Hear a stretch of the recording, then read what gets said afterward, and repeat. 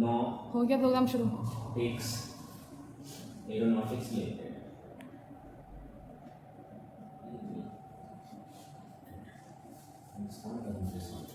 ठीक है भाई, ओके एक बार से इसको देख लेते हैं ताकि वीडियो में हम सेट हो जाए हम सब।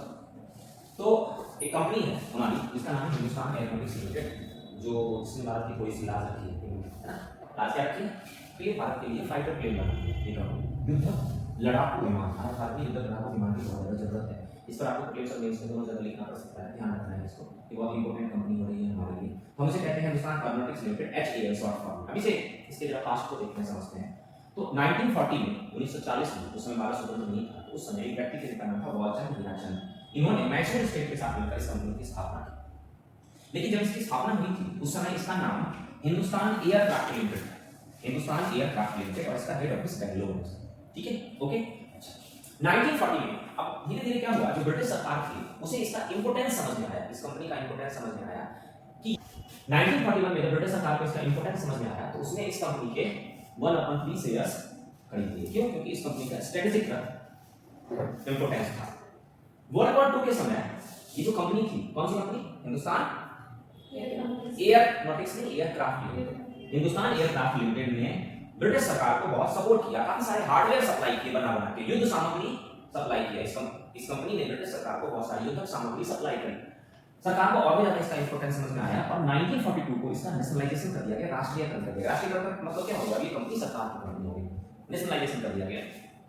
फिर भारत स्वतंत्र हुआ 1947 में, और स्वतंत्रता के बाद काफी सारी लड़ाइयां हुई भारत पाकिस्तान के बीच और बहुत बड़ी समस्या बनी रही। तो हमने समझा कि एयर जो हमारे फाइटर प्लेन्स है उसका इंपोर्टेंस बहुत ज्यादा है, तो हमने MiG-21 खरीदा रशिया से। हमने MiG-21 खरीद लिया फाइटर प्लेन, वो उस समय सबसे मॉडर्न फाइटर प्लेन था MiG-21।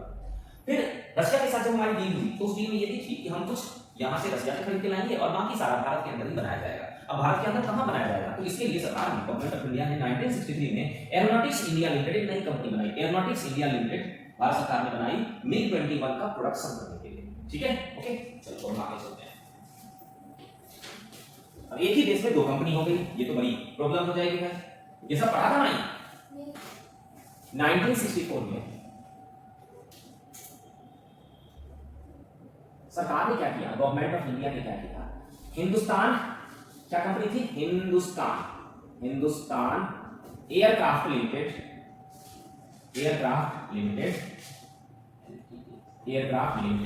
और अभी हमने कौन सी कंपनी बनाई थी?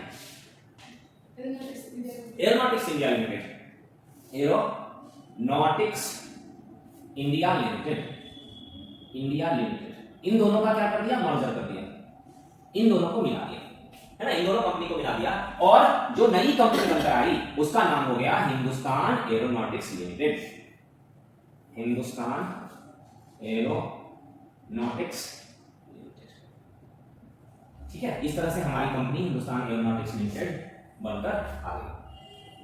अब हिंदुस्तान एरोनॉटिक्स लिमिटेड आज यही कंपनी है, हिंदुस्तान एरोनॉटिक्स लिमिटेड के नाम से। और आप देखो अगर तो सरकार के पास हिंदुस्तान एरोनॉटिक्स लिमिटेड के कितने शेयर्स हैं? कई बार क्वेश्चन में ये भी पूछा जाता है। 71.64% लगभग ये इतने शेयर्स सरकार के, गवर्नमेंट ऑफ इंडिया के, शेयर्स का मतलब होता है हिस्सेदारी। इस कंपनी में सरकार की हिस्सेदारी 71.64% है, और बाकी जो बच गई हिस्सेदारी वो किसके पास है? वो है पब्लिक के पास, वो पब्लिक के पास है, वो FII के पास है। मैंने FII आपको करवाया था, वो FII के पास है, और वो एक FII और दूसरा DII, डोमेस्टिक इंस्टीट्यूशनल इन्वेस्टर। ठीक है, मैं बता देता हूं आपको कि हिंदुस्तान एरोनॉटिक्स लिमिटेड की बात जब करेंगे तो इसके शेयर 71.64% गवर्नमेंट ऑफ इंडिया के पास है, बाकी पब्लिक है, बाकी FII है, और बाकी DII। अब मैं इसमें अंतर आपको थोड़ा सा बता देता हूं, हो सकता है कभी इससे क्वेश्चन आ जाए, कि शेयर मार्केट बहुत न्यूज में रहता है। देखो कोई भी कंपनी, आप इसे समझो एक कंपनी है, मान लो ये कंपनी बनाई है किसने? अभिषेक ने। ठीक है, ये मेरी कंपनी है, अब मेरी कंपनी है, अब मेरा मन है कि मैं इसे क्या करूं? शेयर मार्केट में लॉन्च करूं। मैं इस कंपनी को शेयर मार्केट में लॉन्च करता हूं। अब मैं इस कंपनी को मैंने शेयर मार्केट में लॉन्च किया, जब मैं शेयर मार्केट में इस कंपनी को लॉन्च करता हूं तो एक स्पेशल पर्पस प्रोविजन होता है। इसमें हमें पहले शेयर मार्केट को कंट्रोल करने वाली जो बॉडी होती है जिसका नाम होता है सेबी, है ना। कभी इससे आपको क्वेश्चन आ जाए एग्जाम में तो ध्यान रखना है, SEBI, security and exchange board of India, इसका फुल फॉर्म होता है सिक्योरिटी एंड एक्सचेंज। यहीं पर लिख लेना इसी के साथ, छोटा सा पार्ट है, बहुत बड़ा नहीं है। सिक्योरिटी एंड एक्सचेंज, थोड़ा सा ऐसे बॉक्स बना के लिख लेना कि ये थोड़ा सा डिफरेंट सेक्शन है, ठीक है। Security and exchange board of India, इससे परमिशन लेनी होती है। फिर परमिशन लेकर एक वर्ड यूज किया जाता है आईपीओ। आईपीओ का फुल फॉर्म होता है इनिशियल पब्लिक ऑफरिंग, इसे कहते हैं आईपीओ को हम कहते हैं, फुल फॉर्म है इसका इनिशियल पब्लिक ऑफरिंग।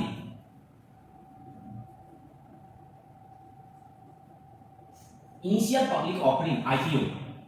अब आईपीओ ला रही है, मतलब आईपीओ का मतलब हो रहा है कि मैंने कहा कि भाई मेरी कंपनी शेयर मार्केट में आएगी, तो मेरी कंपनी जब शेयर मार्केट में आएगी तो जिसको मन होगा वो इसके शेयर्स खरीद सकते हैं, है ना। अब ध्यान रखना है कि मैं कितने परसेंट शेयर्स अपने पास रखूंगा और कितने परसेंट शेयर्स मैं मार्केट में डालूंगा, ठीक है। तो इसमें क्या होता है कि जैसे मैंने कहा कि मेरी हिस्सेदारी होगी 75%, ये 75% हिस्सेदारी मेरी होगी, ये किसी और को मैं नहीं दूंगा।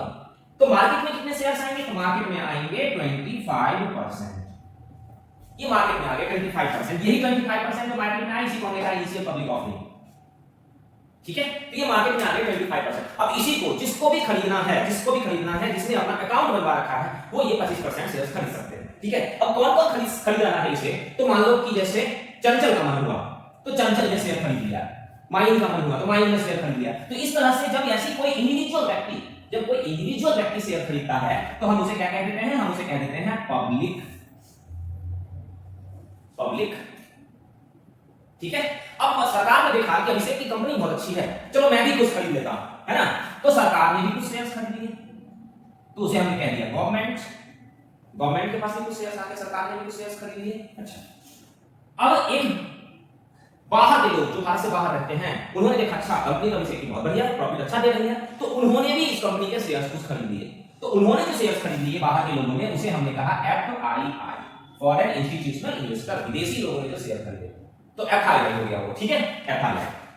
अच्छा, अब एक बात और समझो, जैसे कि भारत के लोगों को शेयर मार्केट में पैसा लगाना है तो दो तरीके से लगा सकते हैं, दो तरीके से। एक, आप खुद अपना अकाउंट खुलवा लो और खुद जाकर शेयर मार्केट से शेयर खरीद लो, ठीक है, एक तरीका ये होता है। इसमें क्या होता है कि आप खुद से ही खरीद बिक्री करते हो, लेकिन बहुत सारे लोग भारत में ऐसे होते हैं जो बहुत डरपोक होते हैं, खुद से शेयर खरीदना और बेचना एक रिस्क का काम होता है, रिस्की काम होता है। वो बहुत पढ़ा लिखा व्यक्ति, बहुत समझदार वाला व्यक्ति जो होता है वही ये काम कर सकता है, क्योंकि वहां बहुत रिस्क होता है, हाई रिस्क होता है। आपने शेयर खरीद लिया, उसका रेट गिर गया, आप बेचोगे आपको नुकसान। बहुत सारे लोगों ने ऐसे नुकसान उठाए हैं। तो इसी समय कुछ भारत की कंपनी आई भारत की, जिन्होंने कहा कि एक काम करो कि आप इस कंपनी के शेयर खरीदना चाहते हो तो आप डायरेक्ट मत खरीदो, आप वो पैसा मुझे दे दो, मैं शेयर मार्केट में पैसा लगाऊंगा और आपको फिक्स 15% रिटर्न दूंगा। बैंक कितना देती है आपको, 8%, चलो मैं आपको 15% दूंगा। तो वो क्या हो गया, एक सेफ इन्वेस्टमेंट हो गया। पब्लिक शेयर मार्केट में एक मीडिएटर के माध्यम से सेफ इन्वेस्टमेंट खेलती है।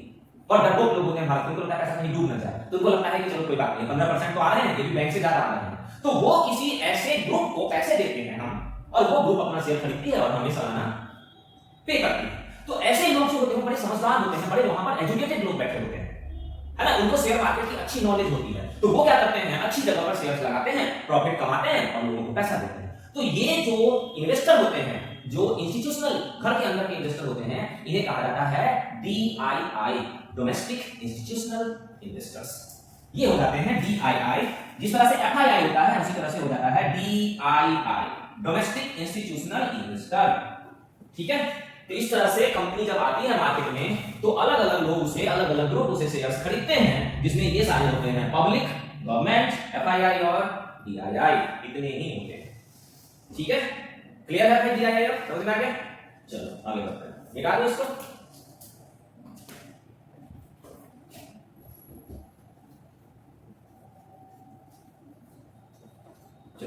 अब यहां से आगे चलते हैं हम। तो जब हिंदुस्तान एरोनॉटिक्स लिमिटेड हमने बनाया, हिंदुस्तान एरोनॉटिक्स लिमिटेड के शेयर्स इस तरह से अलग अलग जगह पर, लेकिन सरकार की हिस्सेदारी बहुत बड़ी है इसमें। अब यहां से आगे चलते हैं, अब क्या होता है देख लेते हैं।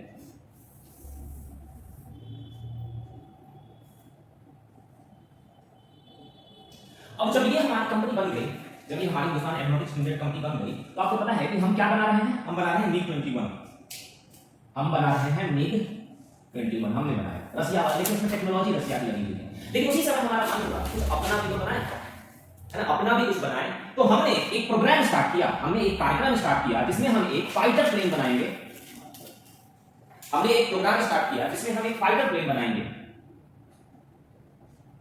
फाइटर प्लेन बनाएंगे, इंडिजीनियस फाइटर प्लेन बनाएंगे और हमने इसका नाम रखा मारुत, MARUT, मारुत। हम अपना इंडिजीनियस फाइटर प्लेन बनाएंगे और हमने इसका नाम रख दिया मारुत। लेकिन ये प्रोग्राम हमारा बहुत ज्यादा सफल नहीं हो पाया, है ना। जो हमारा ये प्रोग्राम था ये बहुत ज्यादा सफल नहीं हो पाया। अभी तक हमारे पास बहुत ज्यादा टेक्नोलॉजी नहीं है, तकनीक नहीं है, ये बहुत ज्यादा सफल नहीं हो पाया।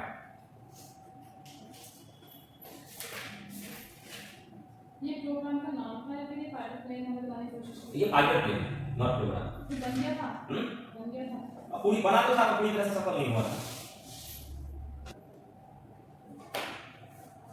तो ये हमारा प्रोग्राम पूरी तरह से सफल नहीं हो पाया। फिर हमने एक नया प्रोग्राम लॉन्च किया जिसमें हमने कहा कि हम एक हल्का फाइटर प्लेन बनाएंगे, है ना। एक हम हल्का फाइटर प्लेन बनाएंगे जिसका नाम था लाइट कॉम्बैट। मैं आगे बताऊंगा लाइट कॉम्बैट एयरक्राफ्ट।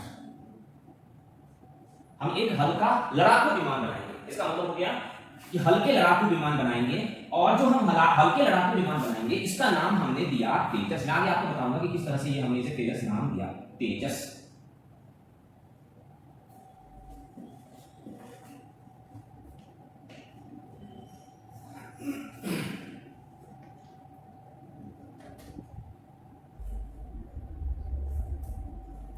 ठीक है, ओके। अब आगे चलते हैं थोड़ा सा।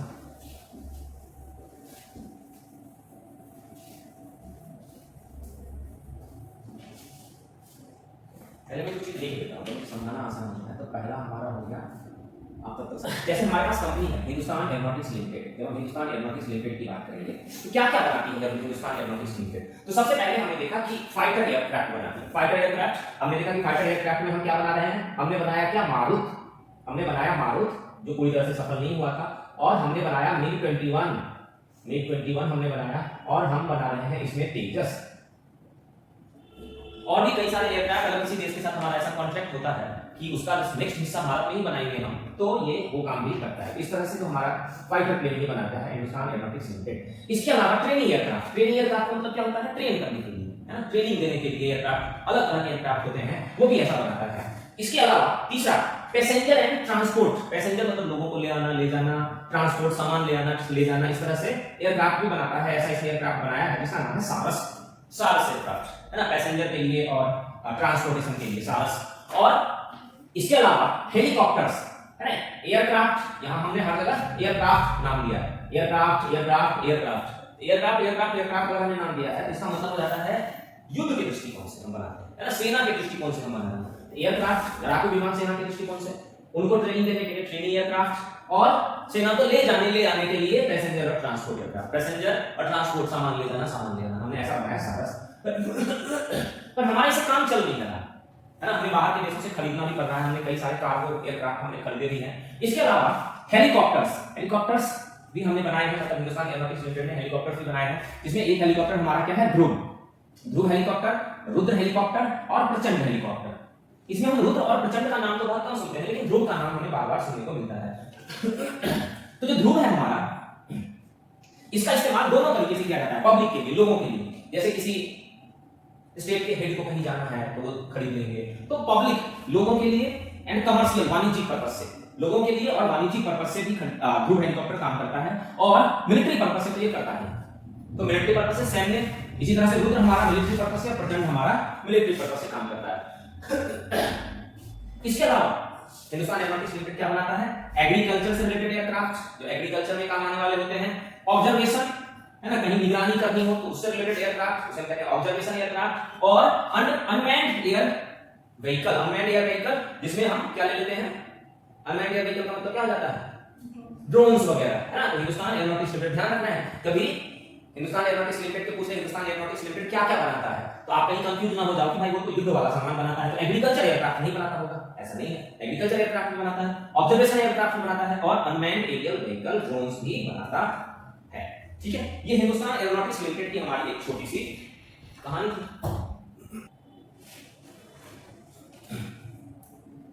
ठीक है, आप एक क्वेश्चन समझो, ये कभी भी क्वेश्चन के रूप में आ जाता है, एग्जाम में हमारे पास आ सकता है। एक और चीज है यहाँ पर 4 2 4.5 जनरेशन।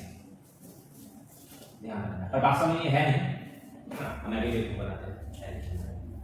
तो अब से समझ लेते हैं हम, मैं सारी चीजों को समझा देता हूँ। कभी इस तरह के क्वेश्चन आ जाए एग्जाम में अगर आपके पास, तो ये क्लियर होना चाहिए। आप आते हैं क्वेश्चन से लगभग पिछले बार भी आया क्वेश्चन। तो हम पढ़ रहे हैं अभी हमने देखा कि हमने कंपनी बनाई है Hindustan aeronautics limited. Hindustan aeronautics limited का मेन जो काम है वो है भारत के लिए फाइटर प्लेन्स बनाना। नोट कर लो, साथ साथ नोट कर लेना, मैं बताते जाऊंगा, एक्सप्लेन करते जाऊंगा, आप नोट कर लेना। तो हमने 1983 में हमने एक प्रोग्राम स्टार्ट किया, गवर्नमेंट ऑफ इंडिया ने एक प्रोग्राम स्टार्ट किया जिसका नाम था light combat aircraft program, LCA, light combat aircraft program. इसका मतलब क्या था कि हम एक हल्के लड़ाकू विमान बनाएंगे। और क्यों बनाएंगे? क्योंकि हमें सब मन हुआ हमारा कि हमारे पास इंडिजिनियस होना चाहिए, अपने देश में बना हुआ हमारे पास विमान फाइटर प्लेन होना चाहिए।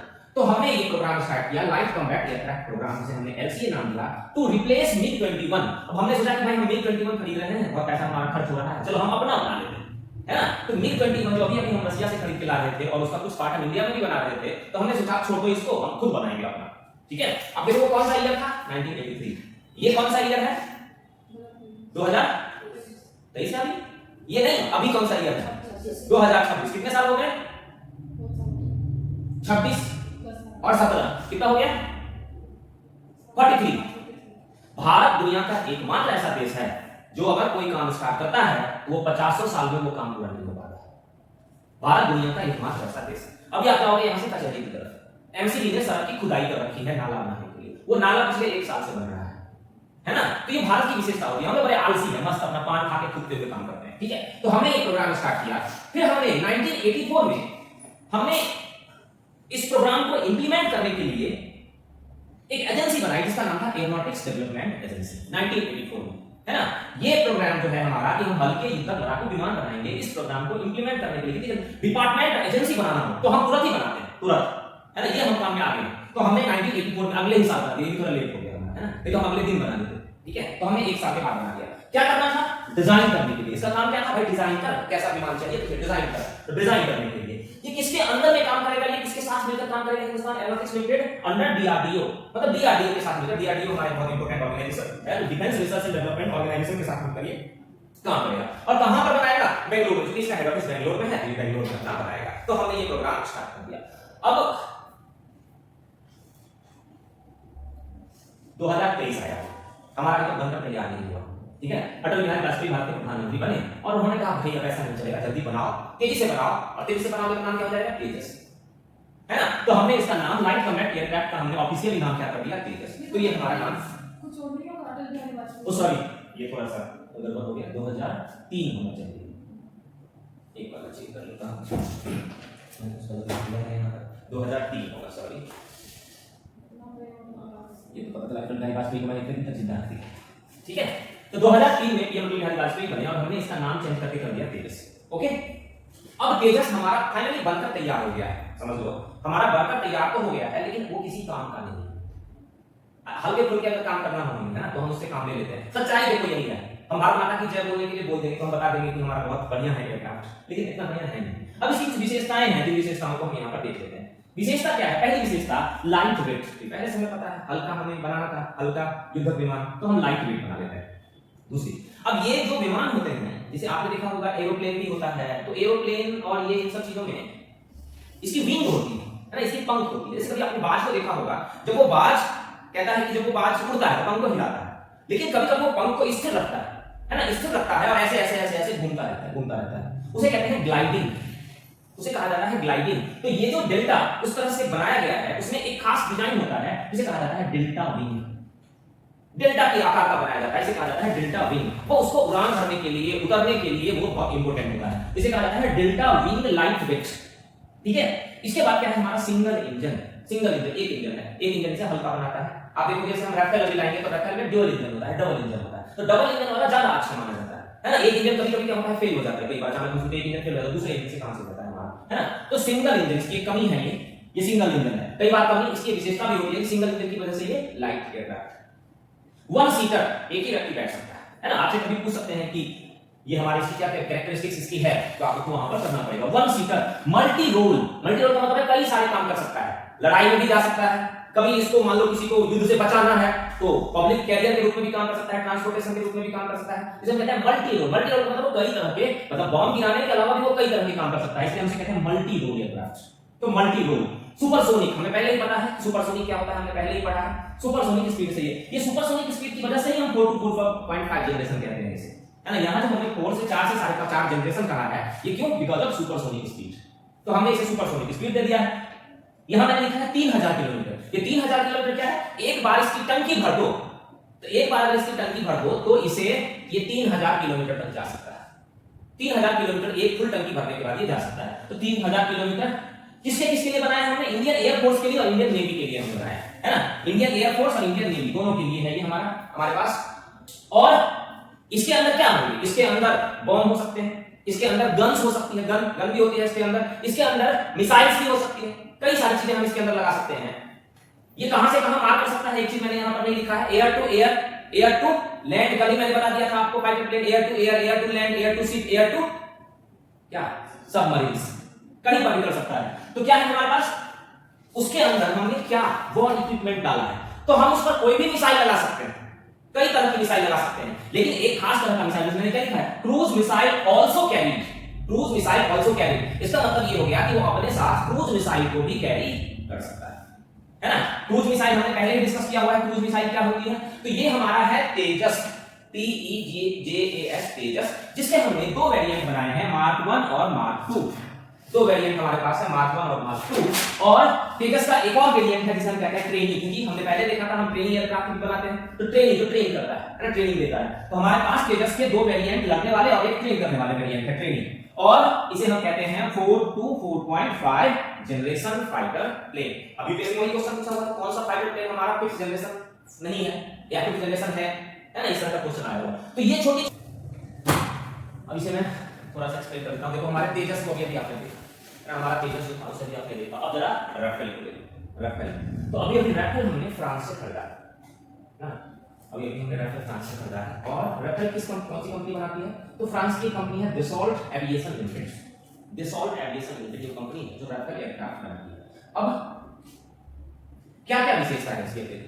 ट्विन इंजन, दो इंजन है इसमें, दो इंजन प्लेन को ज्यादा अच्छा बनाता है ना। ट्विन इंजन, ट्विन सीटर, दो उसमें बैठ सकते हैं, दो बैठ सकते हैं, ज्यादा बेहतर तरीके से काम कर सकते हैं। Twin engine, conquered delta wing. Conquered delta wing आप समझो, इससे पहले हमने देखा था डेल्टा विंग, हमारे तेजस में क्या था? Delta wing. डेल्टा विंग में ना आगे विंग होती है, अब कंकर्ड डेल्टा विंग में दो विंग होती है, आगे विंग होती है, उसके पीछे एक विंग होती है ना। कंकर्ड डेल्टा विंग कभी भी आपको देखना हो तो आप गूगल पे सर्च करके देख सकते हो कि कंकर्ड डेल्टा विंग क्या होगा, वैसे देखने की बहुत ज्यादा जरूरत नहीं है। मल्टी रोल, कई सारे काम कर सकता है, मल्टी रोल कई सारे काम कर सकता है, वो भी हमारा मल्टी रोल था। हाफ स्टिल्थ है ना, ये बहुत इंपॉर्टेंट है, मैंने आपको बताया है टेक्नोलॉजी होती है स्टिल्थ टेक्नोलॉजी। स्टिल्थ टेक्नोलॉजी क्या होता है? स्टील मतलब चोरी करना, स्टील क्या होता है? चुराना। तो अगर फाइटर प्लेन के लिए स्टिल्थर वर्ड यूज किया गया, इसका मतलब क्या है? वो चुपके से चला जाता है। उसे चुपके से जाने का मतलब मैंने पहले भी आपको बताया हुआ है, उसे किसी देश की सुरक्षा एजेंसी उसे पकड़ नहीं पाती, तो वो चुपके से घुस जाता है। लेकिन जो हमारा ये है वो पूरी तरह से स्टिल्थ नहीं है, हाफ है ना, हाफ स्टिल्थ है। वो हाफ स्टिल्थ से क्या बनाता है? इसकी स्पीड है हमारी 6.7 मैक। ये 6.7 है, 6 to 7, इसे ये क्या बना देता है? हाइपरसोनिक।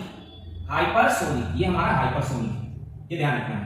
हमारा क्या था? वो सुपरसोनिक था, ये हमारा हाइपरसोनिक है। तो ये हाइपरसोनिक, जैसे जैसे स्पीड बढ़ जाती है उस तरह से क्या होता है? जब स्पीड बढ़ जाती है तो वो स्टिल्थ होने लगता है। स्टिल्थ होने के लिए एक कंडीशन ये है कि उसकी स्पीड बहुत ज्यादा हो, तो ये हाफ स्टिल्थ है, पूरी तरह से नहीं है। एंटी न्यूक्लियर अटैक, जब परमाणु बम गिर जाए कहीं पर और वहां पर कभी अटैक करना पड़े तो उस जगह पर भी ये काम करता है, ये इसकी स्पेसिफिक कैरेक्टरिस्टिक्स है। एंटी न्यूक्लियर अटैक, ये एंटी न्यूक्लियर अटैक के रूप में भी ये काम करता है। Anti nuclear attack, anti ship है ना, एंटी शिप अटैक के रूप में काम करता है। Capable of firing 2500 bullets in a minute, एक मिनट में ये 2500 गोली चला सकता है ना। सोचो एक मिनट में किसी के ऊपर गोली चलाना है, 2500 गोली, एक मिनट में 2500 गोली चला सकता है। ये विशेषता हर जगह नहीं होती है, तो ये इसकी विशेषता है। Capable of firing 2500 bullet in a minute. Maximum speed हमने देख लिया है, मैक्सिमम स्पीड इसकी 6 से 7 मैक है, हाइपरसोनिक स्पीड है इसकी। और जनरेशन, ये 5 जनरेशन नहीं है, ये 4.5 जनरेशन है, क्योंकि ये हाफ स्टिल्थ है। अगर ये फुल स्टिल्थ होता तो फुल स्टिल्थ होता तो ये क्या हो जाता? 4 to 5 जनरेशन, ये 5 जनरेशन हो जाता है। ठीक है, ये एक साथ 40 टारगेट्स को हिट कर सकता है, 40 टारगेट्स को एक साथ एक बार में 40 टारगेट को मार सकता है, 40 टारगेट्स को एक साथ हिट कर सकता है। ओके, इसके ऊपर हम short and long range missile लगा सकते हैं। Short and long range missile हमने जो वहां पढ़ा था, जमीन से जब जमीन पर हम मार करते हैं तो वहां शॉर्ट रेंज अलग होती है, लॉन्ग रेंज अलग होती है, वहां पर विशेषता अलग होती है, यहां पर अलग होती है। जैसे एक चीज और ध्यान रखना है, इसके ऊपर जो मिसाइल होंगे वो मिसाइल भी डैसॉल्ट कंपनी ही बनाएगी। ऐसा नहीं कि हम उसके ऊपर, ये डील होती है, डील होती है तो भाई नहीं, वो आएगा तो अपने फुल सारी चीजों के साथ आएगा वहां से, है ना। ये है यहां पर एक चीज। तो कौन कौन सी मिसाइल होगी इसके ऊपर? मीटियर मिसाइल, मीटियर मिसाइल वही कंपनी बनाकर देगी। रेंज कितनी? 150 किलोमीटर, ये हो जाएगी हमारी शॉर्ट रेंज मिसाइल, ठीक है। MICA missile, MICA missile 100 kilometre short range missile. और SCALP missile, SCALP missile 300 kilometre, ये हो जाएगी हमारी लॉन्ग रेंज मिसाइल। एयर में लॉन्ग रेंज मिसाइल की परिभाषा चेंज हो जाती है। तो अगर ये 300 किलोमीटर है तो हवा से हवा में 300 किलोमीटर, तो ये बहुत दूरी तक हो जाती है, तो ये हो जाती है scalp missile, long range missile. तो इसके ऊपर मिसाइल्स भी लगी हुई होती है, short range, long range missile, meteor missile, SCALP missile और मीका मिसाइल, ये सब डैसॉल्ट कंपनी ने ही बनाया है। और इसके अंदर एक और विशेषता होती है एयर रिफ्यूलिंग सिस्टम, मतलब हवा से हवा में हम इसे रिफ्यूल कर सकते हैं। तो ये विशेषता है हमारे पास राफेल की, और इन्हीं विशेषताओं को देखते हुए हमने ये विमान, ये फाइटर प्लेन हमने फ्रांस से खरीदा है। फाइटर प्लेन्स 5वीं पीढ़ी के लड़ाकू विमान, USA F-22 and F-35, F-22 and F-35, और रसिया सुखोई, सुखोई। दो ही देश ऐसे हैं हमारा। तो टैंक बहुत इंपॉर्टेंट रोल प्ले करते हैं, हमने सेकेंड वर्ल्ड वॉर में देखा था। सेकेंड वर्ल्ड वॉर में टैंक और ये हमारा जो है फाइटर प्लेन्स में बहुत इंपॉर्टेंट रोल प्ले किया था। तो अब टैंक वैंक बनाना भारत के बस में है नहीं, सच में बताता हूँ आपको। तो टैंक, फाइटर प्लेन, ये सब एरोप्लेन, ये सब भारत की इतनी बड़ी जनसंख्या है, क्या हम एरोप्लेन बनाते हैं? तो हमारे पास कोई अच्छे गुण नहीं, अच्छी विशेषताएं नहीं है हमारे पास, ठीक है। तो हमने क्या किया यहाँ पर, तब टैंक चाहिए हमें लड़ने के लिए, तो हमने टैंक बनाने की जिम्मेदारी डीआरडीओ को दे दी। डीआरडीओ को कहा हमने टैंक बना दे। डीआरडीओ ने कहा ठीक है, मुझे टाइम दो। कितने दिनों का? 2000 साल का, फिर मैं टैंक बनाऊंगा। तो डीआरडीओ ने हमारा पहला टैंक बनाया विजयांता, विजयांता जो हमारा भारतीय टैंक है, इंडियन है ना, ये हमारा भारतीय टैंक है, ये हमारा इंडियन टैंक है, ठीक है।